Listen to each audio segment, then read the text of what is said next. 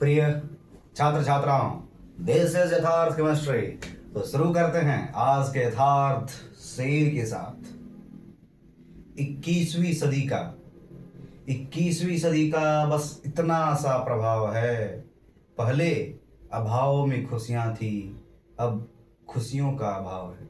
सिर्फ इतना सा कहना है कि पहले तुम्हारे पास में एबिलिटी कम था, सामान कम था, लेकिन खुशी ज़्यादा था।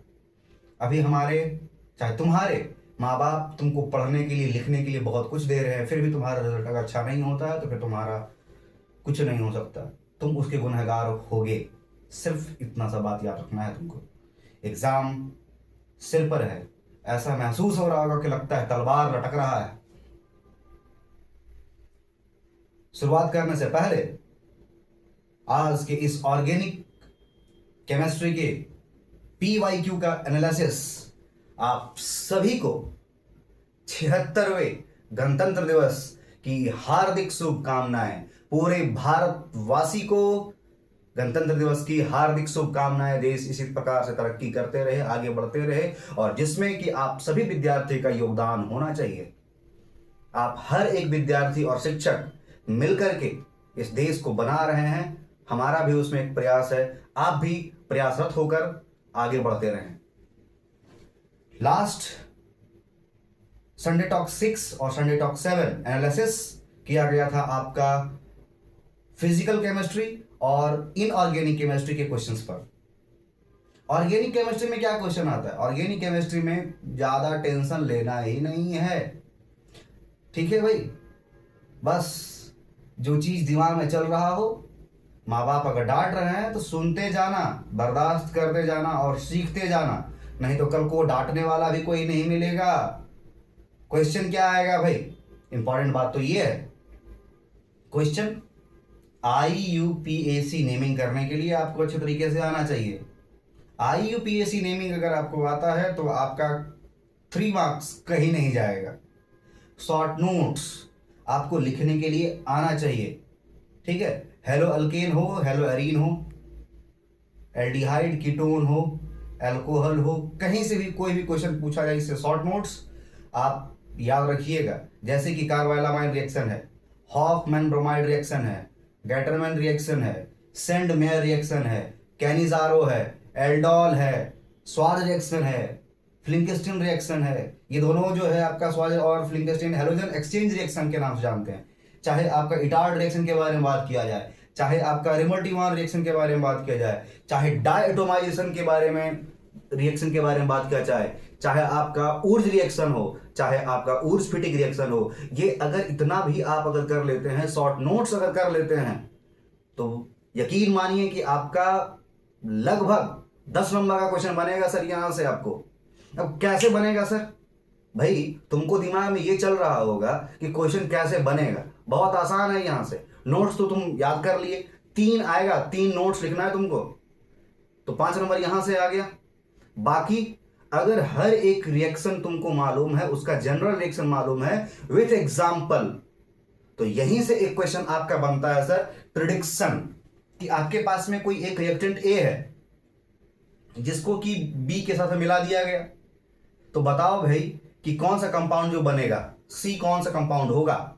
चाहे ऐसा भी बोल सकता है कि एक रिएक्टेंट आपके पास में A है, B जो है किसी एक कैटलिस्ट चाहे रिएजेंट के साथ में मिल रहा है, C जो कंपाउंड बनेगा वो क्या होगा, ठीक है। तो ये डायरेक्ट आपका नेम रिएक्शन ही होता है, नेम रिएक्शन ही होगा। 90% टाइम यही क्वेश्चन आता है, ठीक है। तो अगर ये आपको आता है तो यहां से आप प्रेडिक्ट कर सकते हैं, और यहां से भी आपका 3 मार्क्स या फिर 5 मार्क्स का क्वेश्चन आपसे आसान तरीके से बन जाएगा।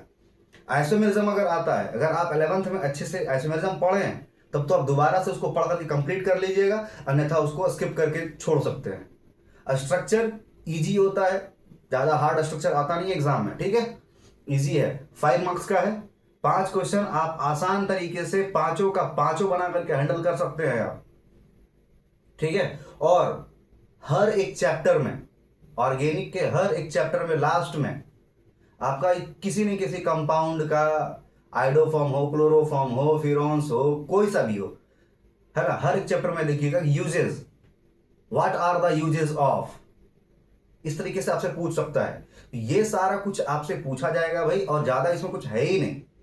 एक और पैटर्न का क्वेश्चन, कन्वर्जन, ठीक है, आपके पास में कोई ए है, उससे कन्वर्ट करके बी बना करके दिखलाओ, ठीक है। ब्रोमो इथेन है, उससे कुछ आपको बनाने के लिए दे दिया। इस तरह का क्वेश्चन हर बार पूछा जाता है और ये आपको 5 मार्क्स का देता है। 2022, 2023 और 2024 में धुआंधार क्वेश्चन इसी पैटर्न पर आ रहा है और आएगा। हम आशा करते हैं कि आप सभी को जो भी क्वेश्चन आपको यहाँ पे दिख रहा था, साथ साथ में आप इसको करते जाइएगा। एमसीक्यू में भी इसी प्रकार से क्वेश्चन पूछता है, डायरेक्ट क्वेश्चन रहता है सर, 1 डिग्री ऑफ मैन को फाइंड आउट करने का। अक्सर हम क्लास में करवा रहे थे इस क्वेश्चन को, कौन सा रिएक्शन होता है। तो अगर आपको पता है नेम रिएक्शन, तो आप हर एक क्वेश्चन को हैंडल करने में सक्षम होंगे, ठीक है। अन्यथा अब पछताए होत क्या, जब चिड़िया चुग गई खेत। फरवरी आ रहा है, अगर आप अभी भी वैलेंटाइन डे मनाने की तैयारी में हैं तो आप मना सकते हैं, लेकिन भविष्य तो तुम्हारे ही हाथ में है, तुम्हारा सपना तुम्हारे ही हाथ में है।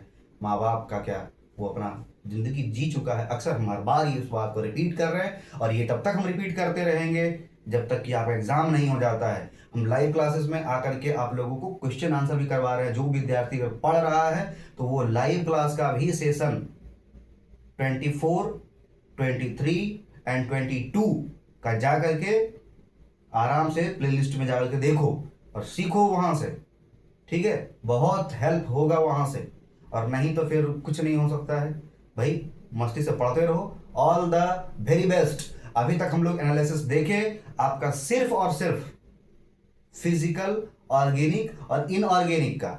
अब हम लोग क्या करेंगे, अगला जो संडे टॉक शायद आपका आएगा सर, उसमें हम लोग इंपॉर्टेंट क्वेश्चन के एग्जाम में ही आएगा, ये क्वेश्चन करने वाले होंगे। तो बने रहिए, सीखते रहिए, आगे बढ़ते रहिए। चलो मंजिल तक यथार्थ के साथ, चलो मंजिल तक यथार्थ के साथ। आप हमेशा सत्य तक साथ में बने रहें, आगे बढ़ते रहें। बहुत बहुत प्यार, बहुत बहुत धन्यवाद।